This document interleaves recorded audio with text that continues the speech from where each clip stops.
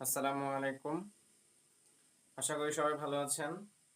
আজকে আমার lecture 12 subject verb agreement নিয়ে আজকে আপনাদের সামনে হাজির হয়েছি। সাবজেক্ট ভার্ব এগ্রিমেন্ট টপিকটা মোস্ট ইম্পর্ট্যান্ট। এই টপিকটা এমন কোনো পরীক্ষা নাই যে এখানে লাগে না। তো আজকে আমি যেটুকু আলোচনা করব এটা ভালো করে নোট করে রাখবেন।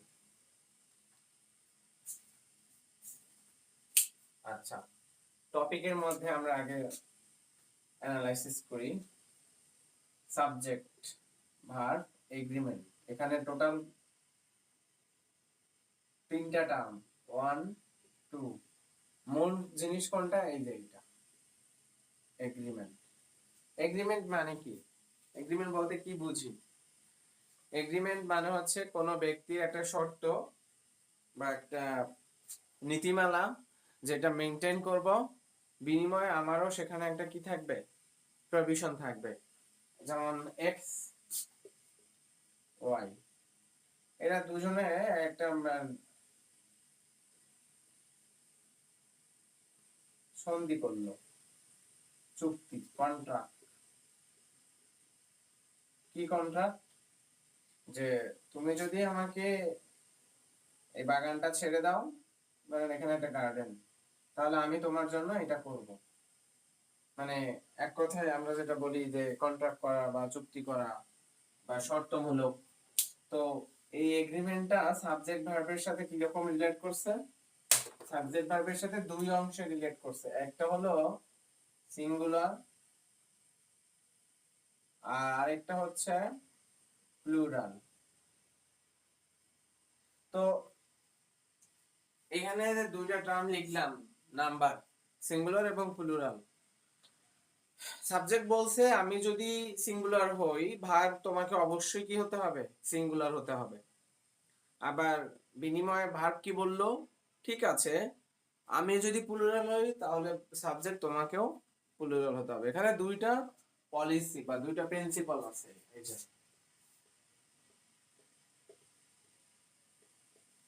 দুইটা প্রিন্সিপাল, সিঙ্গুলার আর প্লুরাল। তাহলে প্রশ্নে আমার যে কাজটা করতে হবে, এই কাজটা হচ্ছে যে সেন্টেন্সের শুরুতে তো আমরা জানি সাবজেক্ট থাকে, এক বা একাধিক সাবজেক্টও কোনো কোনো সেন্টেন্সের মধ্যে থাকে। তো সেক্ষেত্রে ভার্ব যখন আমি নির্ধারণ করতে যাব, তখন ভার্বটাকে সিঙ্গুলার ওয়েতে বসাবো নাকি প্লুরাল ওয়েতে বসাবো, এই ডিসিশনটাই হবে এই সাবজেক্ট ভার্ব এগ্রিমেন্টের পুরো টপিকের উপরে। ঠিক আছে, এই সাবজেক্ট ভার্ব এগ্রিমেন্টের পুরো টপিকের উপরেই হচ্ছে এই ডিসিশনটা হবে। তো প্রথমেই আমরা কনফিউশন কোথায় কোথায় তৈরি হয় তার কয়েকটা এক্সাম্পল দেখে আসি।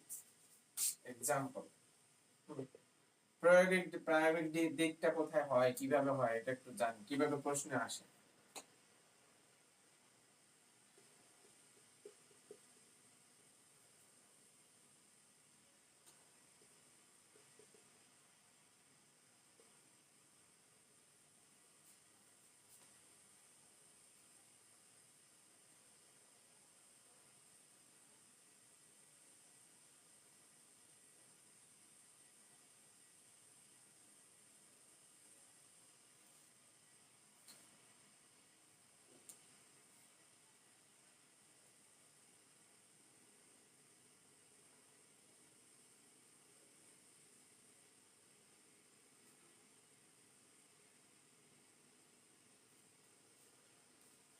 তো এখানে দেখেন একটা এক্সাম্পল দিলাম, either girls or the boy dash the watch.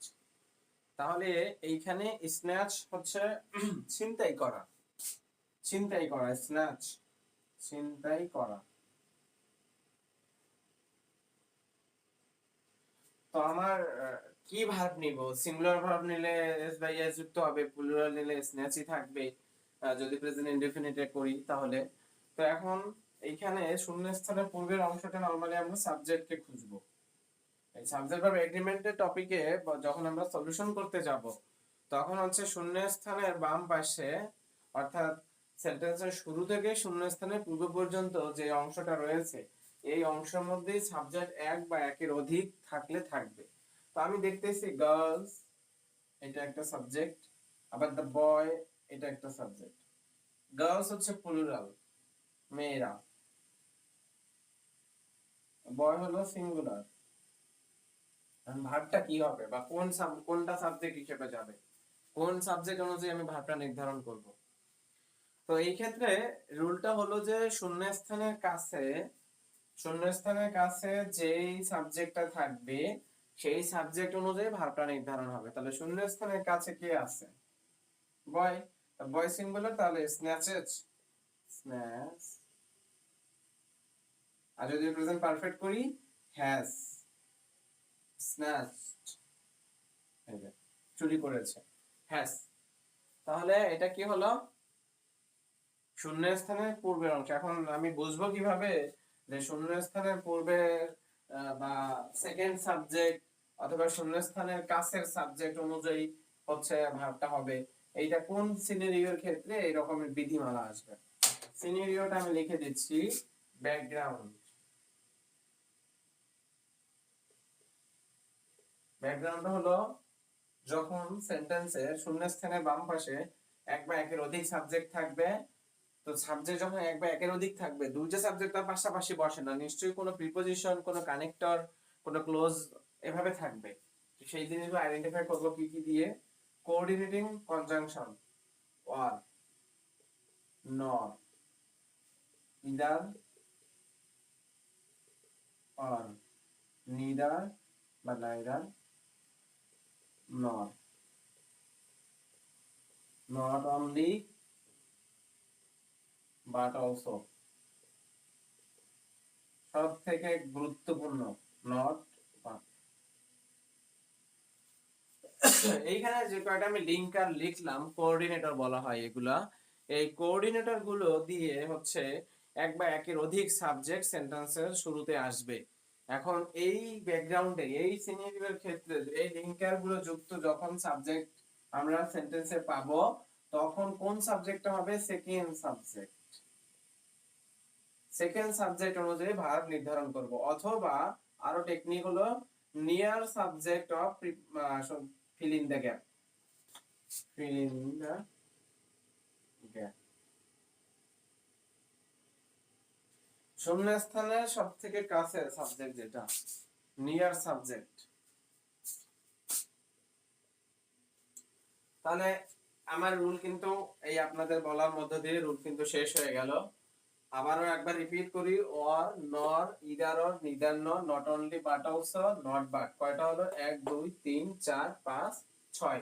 এই 6টা কোঅর্ডিনেটিং কনজাংশন, 6টা কোঅর্ডিনেটিং কনজাংশন যখন হচ্ছে সেন্টেন্সের শুরুতে এক বা একের অধিক সাবজেক্ট নিয়ে হাজির হবে, তখন হচ্ছে আমি ভার্ব নির্ণয়ের ক্ষেত্রে শূন্যস্থানের সবথেকে নিকটতম অথবা ওই সেন্টেন্সের সেকেন্ড সাবজেক্টকে ধরে আমি ভার্বটা সিলেক্ট করব।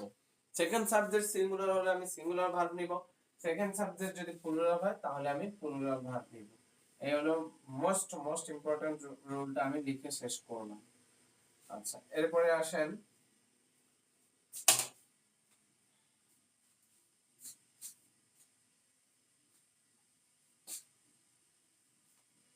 For TOB.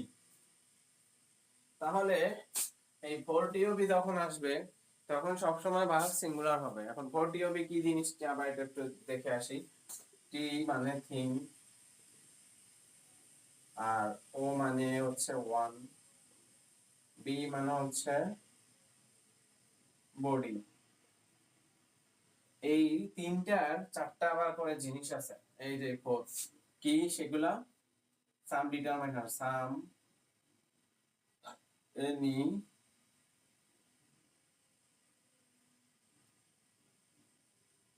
Every, no.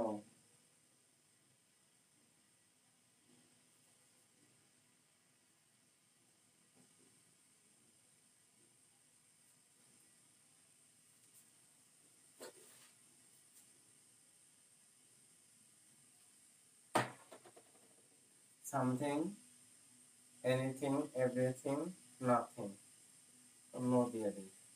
আচ্ছা, হ্যাঁ, নো। আবার someone, anyone, no one, everyone, somebody, nobody, anybody, everybody. এই চারটা, এই চারটা হচ্ছে ডিটারমিনার। এই চারটা ডিটারমিনার যুক্ত করেন, দেখেন এই চারটা ডিটারমিনার যুক্ত করে এটা 3 4 12টা হবে। এই যে 40 হবে কিভাবে? সামথিং, সামওয়ান, সামবডি, আবার any, anything, anyone, anybody, every, everything, everyone, everybody, no দিয়ে নাথিং, নো ওয়ান মানে নান, নোবডি। এই 3 3 4 কয়টা? 12টা হলো। তাহলে এই 40 হবে মানে হচ্ছে 12টা ডিটারমিনার। অন্যান্য ডিটারমাইনারের ক্ষেত্রে কিন্তু না, শুধু 12টা ডিটারমাইনারের পরে সিঙ্গুলার হবে all time, all time singular হবে। তাহলে আরেকবার রিপিট করি, 40 হবে টি, টি মানে থিং, ও মানে ওয়ান, বি মানে বডি, আর এই থিং মানে চারটা হবে, সামথিং, এনিথিং, এভরিথিং, নাথিং। আবার ওয়ান চারটা হবে, someone, anyone, everyone, no one মানে নান। আর বডিও চারটা হবে, সামবডি, এনিবডি, এভরিবডি, নোবডি। এই টোটাল 12টা ডিটারমাইনারের পরে ভার্ব সবসময় কি হবে? সিঙ্গুলার হবে। চলেন एग्जांपल যাই। Example, every mother loves her child, nobody believes a liar, something is better than nothing.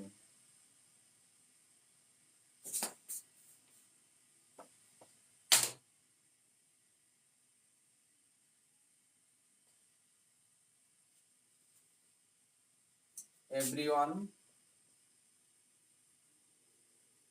admires her. প্রত্যেকে কি তাকে কি করে? সম্মান করে, শ্রদ্ধা করে। তারপরে কি? Everyone the loves, lives, is. তাহলে দেখেন শূন্যস্থানের নিচে যে ভার্বগুলো বসেছে এখানে প্রত্যেকটা ভার্বে কিন্তু সিঙ্গুলার ফর্ম হয়ে বসেছে। ঠিক আছে, এই তো। তাহলে আমি যে দেখেন শর্টকাট, শর্টকাট কারে কয়, কত প্রকার, কি কি, এই দেখেন এইখানে আমি 12টা রুল বানাতে পারতাম আলাদা আলাদা করে। তো আমি 12টা রুল না বানিয়ে আপনাকে টেকনিক্যালি আমি শর্টকাট করে করে দিলাম। এর আগের রুলটা ছিল কতগুলা, সেখানে ছিল কোঅর্ডিনেটর, এবারে আসলো ডিটারমিনার। আচ্ছা, এরপরে চলেন রুল 3 তে যাই। Rule 3,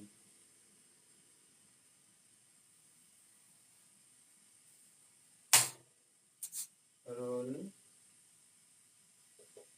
3, adjective plus the subject always plural হবে। অলওয়েজ কি হবে? প্লুরাল। এগ্রিমেন্টটা কি করছি এখানে? এগ্রিমেন্টটা হইছে সাবজেক্ট, সাবজেক্টের অংশে যদি কোনো অ্যাডজেক্টিভ আসে আর তার পিছনে যদি আর্টিকেল দি থাকে তখন ওই অংশটা সব সময় প্লুরাল বোঝায়। কিভাবে? ধরেন এখানে আমি লিখলাম পুর, মানে কি? গরিব। তাহলে এই গরিব কি? একটা মানুষ গরিব, তার অবস্থা বোঝাইছে। তার মানে অ্যাডজেক্টিভের কাজ কি? দোষ, গুণ, সংখ্যা, পরিমাণ, অবস্থা, 5টা জিনিস অ্যাডজেক্টিভ বোঝায়। 5টা জিনিস, 5টা সাইড ক্যাটাগরি নিয়ে হচ্ছে অ্যাডজেক্টিভ কাজ করে। তাহলে কি কি? দোষ, গুণ, সংখ্যা, পরিমাণ, অবস্থা। এই 5টা জিনিস যদি কোনো ব্যক্তি বা বস্তুর মানে ডিফাইন করে বা ডিসক্রাইব করে বা ক্যারেক্টারাইজ করে তখন হচ্ছে সেই জিনিসটাকে আমরা অ্যাডজেক্টিভ বলবো। তো এই অ্যাডজেক্টিভের পিছনে যদি আমি দা লিখি, টিএসি, তখন এই এই গোত্রের বা এই বৈশিষ্ট্যের যত মানুষ আছে সবাইকে বোঝাবে। যেমন দা পুর মানে হচ্ছে গরিবরা, গরিবরা ভালো আছেন। তো এই যে এরকম বলে যে দা পুর, দা গরিব। আবার যদি এখানে রিচ লিখি, রিচ, রিচ, তাহলে কি হয়ে যাবে? দা রিচ মানে হচ্ছে ধনীরা। যদি লেখেন ব্রিলিয়ান্ট, জিনিয়াস। তাহলে প্রত্যেকটা ক্ষেত্রেই ওই গোত্রের বা গোষ্ঠীর মানুষকে বোঝায়। তাইলে আপনার হচ্ছে রিচ, দ্য রিচ মানে হচ্ছে ধনীরা, ব্রিলিয়ান্ট মেধাবীরা, দ্য ব্রিলিয়ান্ট মেধাবীরা, জিনিয়াস। তো এইভাবে যতগুলো অ্যাডজেক্টিভ আছে সব অ্যাডজেক্টিভের পিছনে যদি দি যুক্ত হয়ে আসে তখনই সেখানে প্লুরাল ভার্ব হয়ে যাবে। তো एग्जांपल দিচ্ছি, the rich are not always happy। তারপরে the taller are invited to participate the program। তাহলে কি হলো আর। এইভাবে করে হাজার হাজার অ্যাডজেক্টিভ, আমি কয়টা एग्जांपल আপনাদের দিব। তবে হাজার হাজার অ্যাডজেক্টিভের পিছনে হচ্ছে দি যুক্ত করে সাবজেক্ট হিসেবে যদি আসে তখনই ভার্বটা কি হয়ে যাবে, প্লুরাল হয়ে যাবে। ওকে, রুল 3 শেষ। আমি সবথেকে গুরুত্বপূর্ণ, পরীক্ষার যেহেতু সময় বেশি নাই, শর্টকাট দিয়ে আপনাদের যতটুকু কভার দিতে পারি। 4, রুল 4,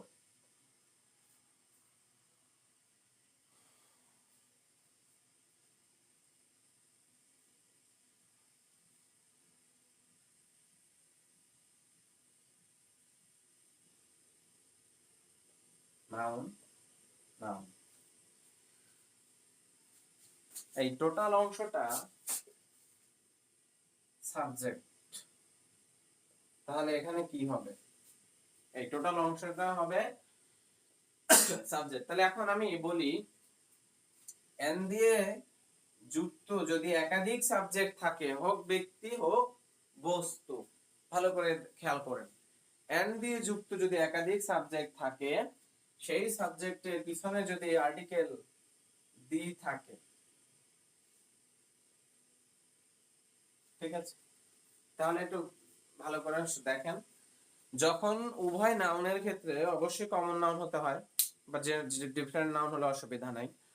যদি উভয় নাউনের পিছনে আর্টিকেল দি থাকে তাহলে হবে প্লুরাল। তাহলে কি হবে, প্লুরাল ভার্ব। আর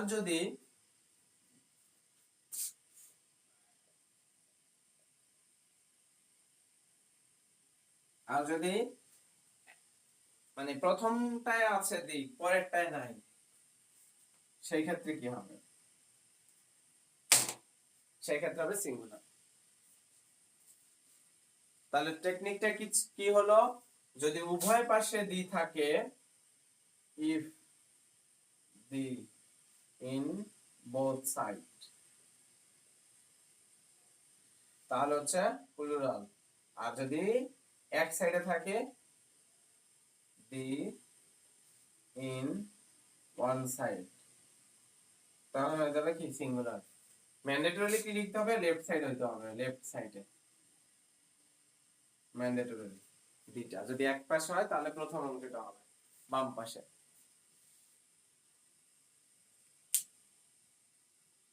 তাইলে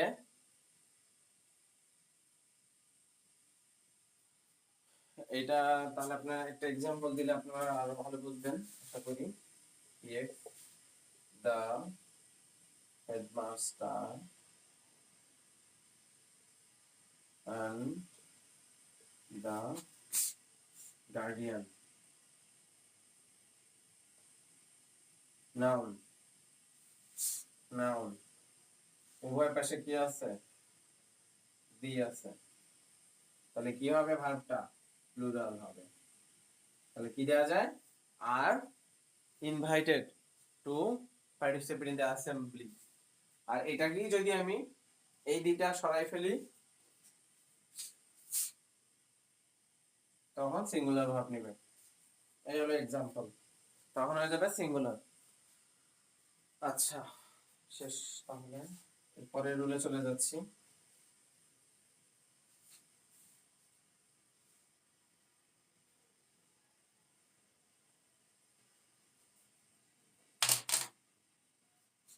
রুল 5, most important.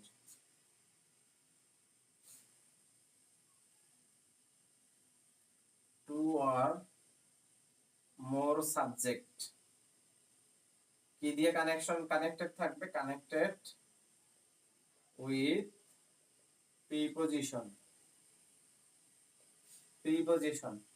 আরো যদি সংক্ষেপে বলি, প্রিপজিশনাল সাবজেক্ট। প্রিপজিশনাল আবার সাবজেক্ট হয় কেমনে? প্রিপজিশনাল ক্লজ বা হচ্ছে আরো যদি টেকনিক করে বলি যে একের অধিক সাবজেক্ট, ওই যে প্রথম যে রুলটা পড়াইছিলাম যে একাধিক সাবজেক্ট কানেক্টেড উইথ লিঙ্কার মানে কোঅর্ডিনেটর, আর এখানে প্রিপজিশন, এখানে কি প্রিপজিশন, সেই ক্ষেত্রে কি হবে? একাধিক সাবজেক্ট থাকবে with the preposition, subject with preposition, two or more, two subject with preposition, সেই ক্ষেত্রে কি হবে?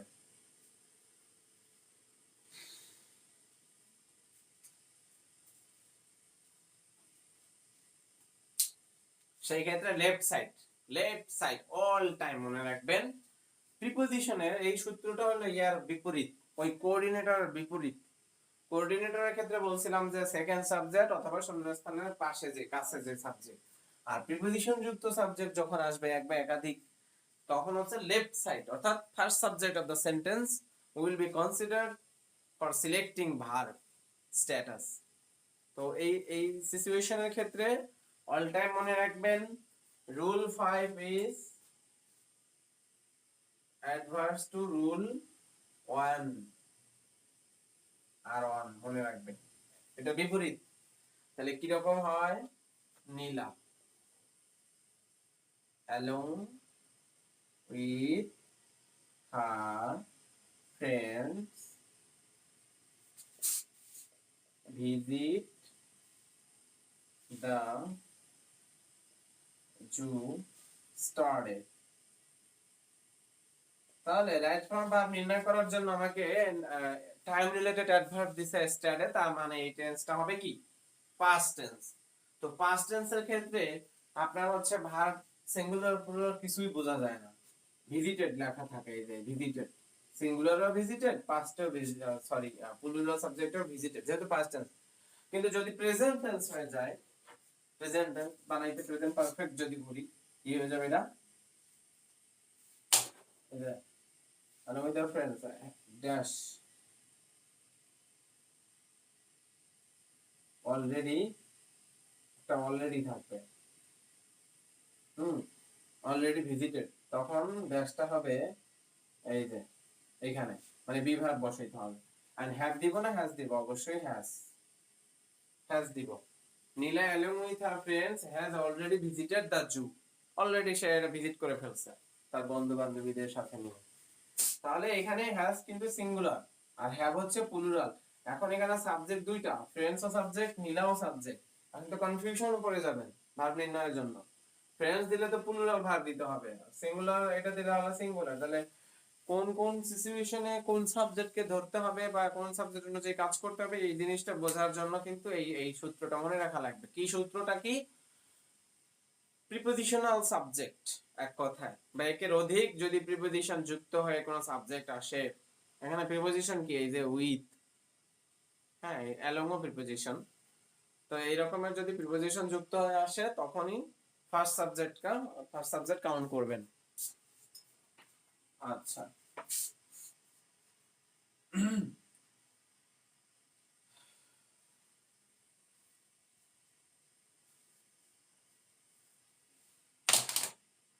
এরপর হলো রুল 6।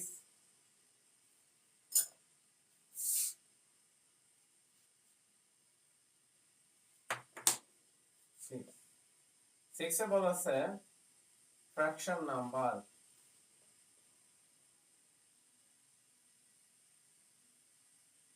প্লাস নাউন, এই ধরনের ক্ষেত্রে কি হবে? এই ধরনের ক্ষেত্রে এই যে নাউন অনুযায়ী নাউন অনুযায়ী নাউনের স্ট্যাটাসটা দেখতে হবে, কাউন্টেবল নাকি আনকাউন্টেবল।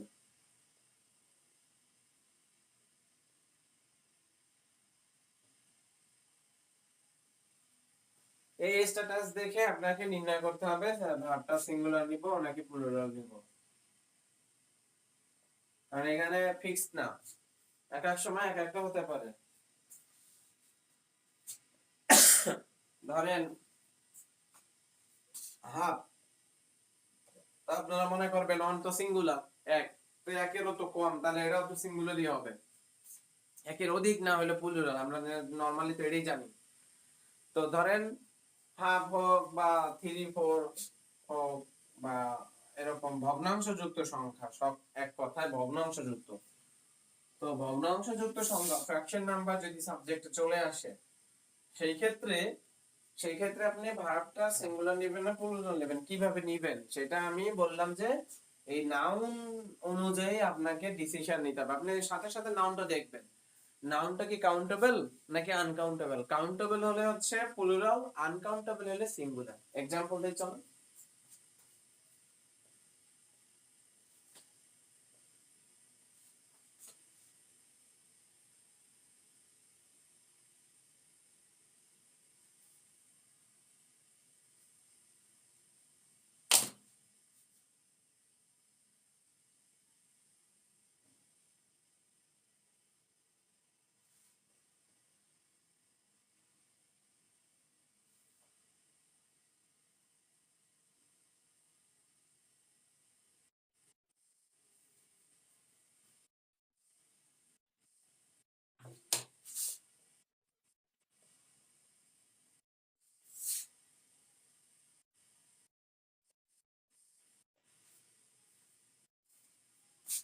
তাহলে দেখেন এখানে কাউন্ট ফ্র্যাকশন নাম্বার কি বলা হয়েছে, 1 4/3।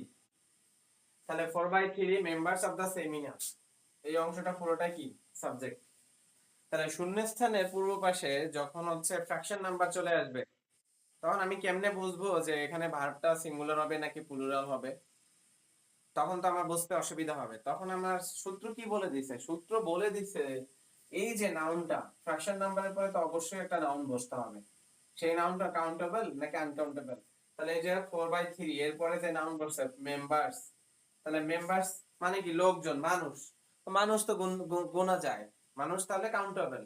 তাহলে যখন হচ্ছে কাউন্টেবল হলো তখন আমার এখানে দিতে হবে প্লুরাল। আমার কি বলেছে ভার্ব কি হবে plural, 4/3 members of the seminar, তাহলে হ্যাভ লেফট।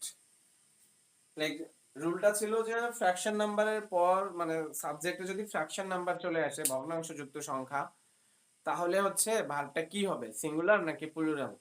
তাহলে আমার রুলে বলে দিছে ফ্র্যাকশন নাম্বারের পরে তো অবশ্যই একটা নাউন থাকবে, সেই নাউনটা যদি কাউন্টেবল হয় তাহলে হবে প্লুরাল, নাউনটা যদি আনকাউন্টেবল হয় তাহলে হবে সিঙ্গুলার।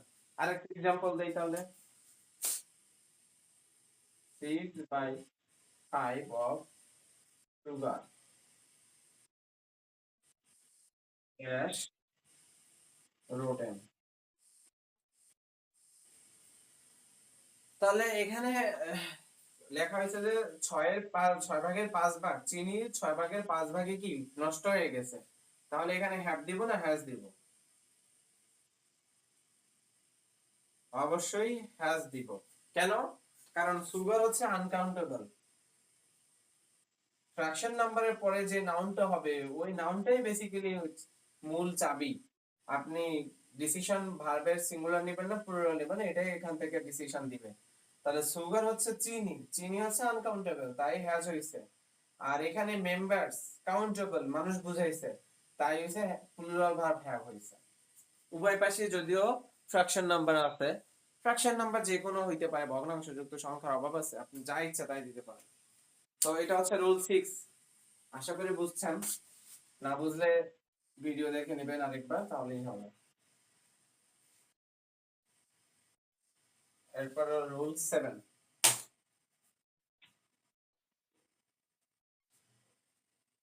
রুল 7 এ কি কয়েকটা ক্যাটাগরি আছে, এই ক্যাটাগরি গুলা অল টাইম সিঙ্গুলার হবে, সিঙ্গুলার। কি সিঙ্গুলার হবে? ভার্ব।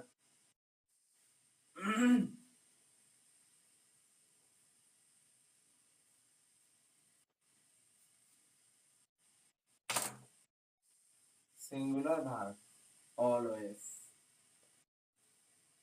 তাহলে এটা সিঙ্গুলার ভার্ব অলওয়েজ যে হবে কোথায় কোথায় কিভাবে দেখি একটু। অ্যামাউন্ট,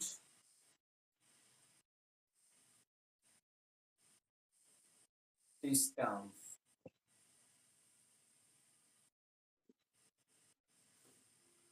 টাইম, এই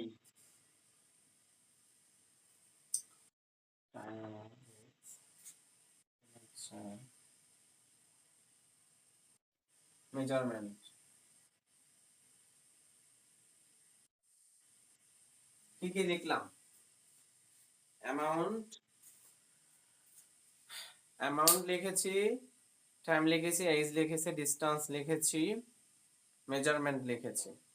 তাহলে এই অংশগুলা, এই ক্যাটাগরিগুলা যদি সাবজেক্টে আসে, সাবজেক্টের অংশে যদি আসে, তখন অল টাইম কি ভার্ব হবে? Singular verb. All time singular verb হবে। কিভাবে হবে আমি একটু দেখাই দিচ্ছি, বাট টেকনিকটা, সূত্রটা এভাবে মনে রাখতে হবে। কি কি category? Age, time, distance, amount. এগুলো হবে প্লুরাল। এই যে ক্যাটাগরিগুলো লিখলাম এগুলো কিন্তু হবে প্লুরাল, বা দেখতে প্লুরালই মনে হবে, প্লুরাল নাউন দেখতে মনে হবে প্লুরাল, কিন্তু ভার্ব নিবে কি? সিঙ্গুলার। ভার্ব নিবে অল টাইম সিঙ্গুলার। যেমন एग्जांपल দিচ্ছি,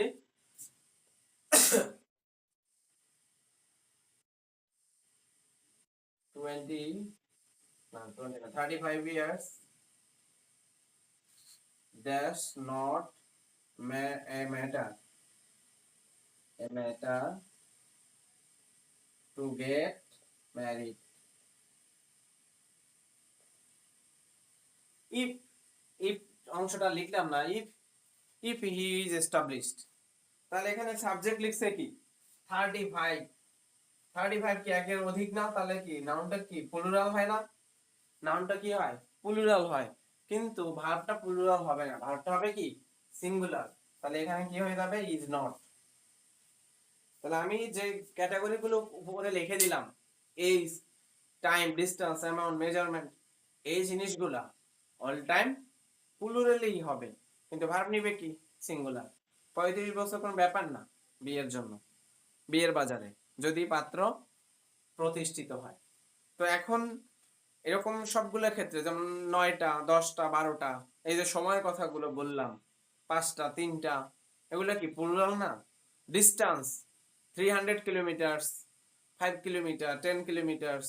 ওজন, measurement 10 KG, 20 KG, 30 KG, 50 KG. এই যে জিনিসগুলোর কথা আমি বলে যাচ্ছি, এই জিনিসগুলো যদি সাবজেক্ট হিসেবে শুরুতে চলে আসে, তখন ভার্বটা অলওয়েজ কি নিবে? সিঙ্গুলার। দেখতে যদিও এরা প্লুরাল, কিন্তু ভার্ব নিবে সিঙ্গুলার। তাহলে রুল 7ও শেষ। এ পড়ার জন্য তো অনেক ডেসক্রিপশনের দরকার নাই, পৃষ্ঠার পর পৃষ্ঠা লেখারও দরকার নাই। টেকনিক্যালি এভাবে ডায়াগ্রাম এঁকে এঁকে আপনি লিখবেন খাতায়, তাহলে দেখবেন যে এক এক নজর চোখ পড়লেই আপনি বুঝে যাবেন। আমি যেভাবে ছক আকারে লিখে লিখে দিচ্ছি, ঠিক সেম গণিতের মতো আপনারা হচ্ছে এভাবে এভাবে টেকনিক্যালি, কারণ মনে রাখার জন্য বেস্ট হচ্ছে ভিজুয়ালাইজেশন পদ্ধতি। ভিজুয়ালাইজেশন মানে হচ্ছে ডায়াগ্রাম, ছক, চার্ট, ফ্লো চার্ট, এই জিনিসগুলোর মাধ্যমে যদি আপনি শিখতে পারেন, ওইটা মনে থাকে ভালো। আর টেকচুয়াল পৃষ্ঠার পর পৃষ্ঠা, লাইনের পর লাইন, 20 লাইন, 30 লাইন, ওইভাবে পড়ে রুল বাই রুল পড়ে পড়ে মনে রাখা সো টাফ। তাই আমার লেকচারের এটাই হচ্ছে একটা বিশেষ, মানে আমি চেষ্টা করি আর কি, যাতে করে মনে রাখা যায়, কারণ আমিও তো স্টুডেন্ট ছিলাম বা আছি। তো কেমনে পড়াইলে বা দেখাইলে করলে মনে রাখা সহজ হবে, আমি ওইভাবেই করতেছি। আচ্ছা, তাহলে এবারে আসি 8, রুল 8।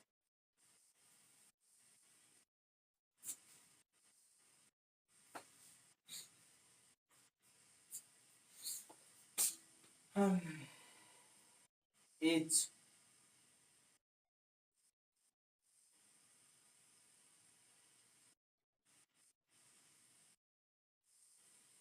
নো,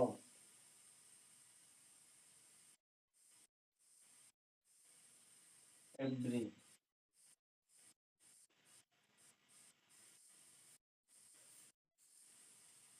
তো আমি যেখানে এখানে যে কয়টা ডিটারমাইনার লিখলাম, ইজ, নো, এভরি। তো এই ডিটারমাইনার গুলা, এই আমি শীট দিয়ে দিব, অসুবিধা নেই, পিডিএফ শীট আছে আমার, ওগুলো দিয়ে দিব। এই ডিটারমাইনারের পরে যখন হচ্ছে নাউন তো অবশ্যই থাকবে, তখন ভার্বটা হচ্ছে কি হবে, সিঙ্গুলার নাকি হচ্ছে প্লুরাল। এখন আপনি ভার্ব সিঙ্গুলার নেবেন না প্লুরাল নেবেন, এটা বেসিক্যালি এই ডিটারমাইনার গুলোর পরে যে নাউনটা থাকবে সেটার উপরে ডিপেন্ড করে। নাউনটা যদি হচ্ছে কাউন্টেবল হয় তাহলে প্লুরাল, নাউনটা যদি আনকাউন্টেবল হয় তাহলে সিঙ্গুলার।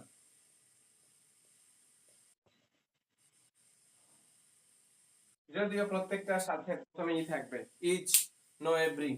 এক্সাম্পল দিন,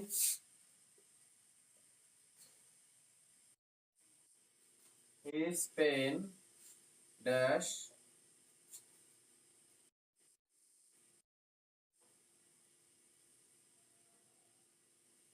writes when, তাহলে কি হবে, WRIT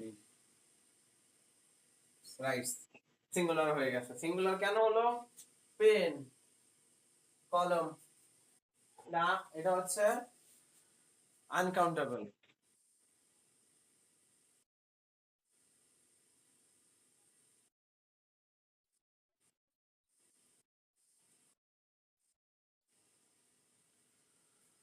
পেন হচ্ছে আনকাউন্টেবল, কারণ পেন, পেন, পেন যে আনকাউন্টেবল এর ব্যাখ্যা দিই। পেন আপনারা মনে হয় দেখে থাকবেন যে কলম যে তৈরি হয় লম্বা সরু একটা এরকম বেলুনের মতো, হ্যাঁ, এরপর এটাকে টুকরো টুকরো করে কাটা হয়, এরপরে নিব এগুলো দিয়ে দিয়ে বাজারজাত করা হয়। তার মানে যেই জিনিসটা, যেই এককটা গুনতে হলে কোনো কিছু সাহায্য নিতে হয়, সেই জিনিসটাকে আপনি আনকাউন্টেবলে ফেলে দিবেন। তাহলে এটা সাহায্য নিতে হচ্ছে কি, টুকরো টুকরো বলা লাগতেছে, সোপ, সাবান, সোপ। এই সাবান কিন্তু আনকাউন্টেবল, কারণ সাবান আপনার কাছে এক টুকরো হিসেবে আসে। সাবান তৈরি হয় তো মন্ড দিয়ে, বিশাল এক একটা টনকে টন ওজন, সেটাকে মেশিনের মাধ্যমে কেটে কেটে টুকরো করে সাইজ করে দেন আমাদের কাছে পৌঁছানো হয়। তাহলে যেই জিনিসটাকে আপনি হচ্ছে এক নজরে, এক পলকে গুনে গুনতে পারবেন না, অথবা কোনো এককের সাহায্য নিতে হয়, তখন সেই জিনিসটাকে আপনি আনকাউন্টেবল এর মধ্যে ফেলে দিবেন। তাহলে এই যে পেন আনকাউন্টেবল, তাই হচ্ছে রাইটস হইছে। এখন এখানে যদি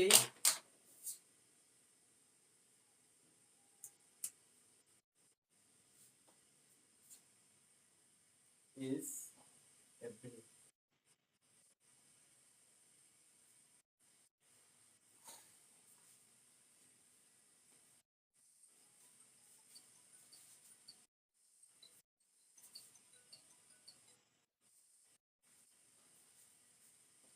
নাম দিলাম।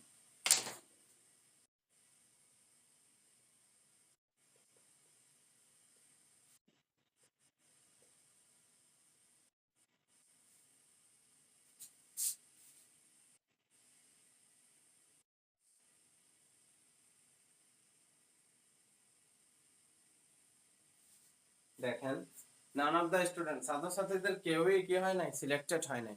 তাহলে এই যে নান বা নো, একই কথা, নান, নো। তো এই যে নান অফ দা স্টুডেন্টস, তাহলে এরপরে কি হয়েছে, ডিটারমিনার পরে স্টুডেন্টস আছে, স্টুডেন্টস মানুষ, পার্সন, পিপল। তো এটা যেহেতু কাউন্টেবল, তাই এখানে কি হবে, আর নট সিলেক্টেড, কেউ কি হয়নি, সিলেক্টেড হয় নাই। যাই হোক, ক্লাস আর লেন্থ না বাড়াই, অলরেডি 40 মিনিটের কাছাকাছি চলে গেছে। যতটুকু বুঝছেন আশা করি এগুলো সাবজেক্ট ভার্ব এগ্রিমেন্টের এই 8টা রুল যদি আমি ভেঙে ভেঙে পড়াতাম, এগুলো 25টা হইতো। ঠিক আছে, তো পার্ট 1 আমি এখানে শেষ করলাম, পার্ট 2 দিয়ে বাকিটা ক্লোজ করে দেবো ইনশাল্লাহ। তো যাই হোক, ভিডিওটা যারা মিস করছেন দেখে নিন, শেষ। নেক্সট ক্লাসে ইনশাল্লাহ দেখা হবে, সেই পর্যন্ত ভালো থাকবেন।